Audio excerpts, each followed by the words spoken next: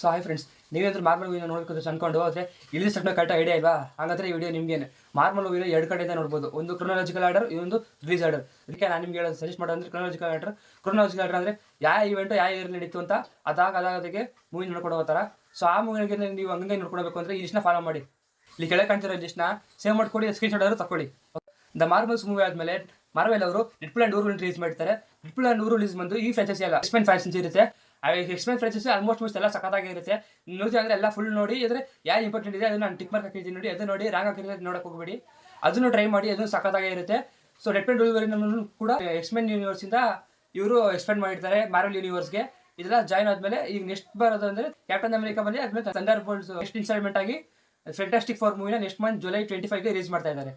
Avenger ಯೂನಿವರ್ಸಲ್ಲಿ more than 40 ಮೇಲೆ ಅಷ್ಟು ಎಲ್ಲ ಮೂವೀಸ್ ತೆಗೆದಿದ್ದಾರೆ, ಎಲ್ಲ ನೋಡೋಕ್ಕಾಗಲ್ಲ. ಸೊ ಅದಕ್ಕೆ ನಾನು ಸಜೆಸ್ಟ್ ಮಾಡಿದೆ ಅಂದರೆ ನಾನು ಯಾವ್ದು ರೆಡ್ ಟಿಕ್ ಮಾರ್ಕ್ ಹಾಕಿದ್ದೀನಿ ಅದು ನೋಡಿ, ಅದು ಇಂಪಾರ್ಟೆಂಟ್ ಆಗಿರುತ್ತೆ.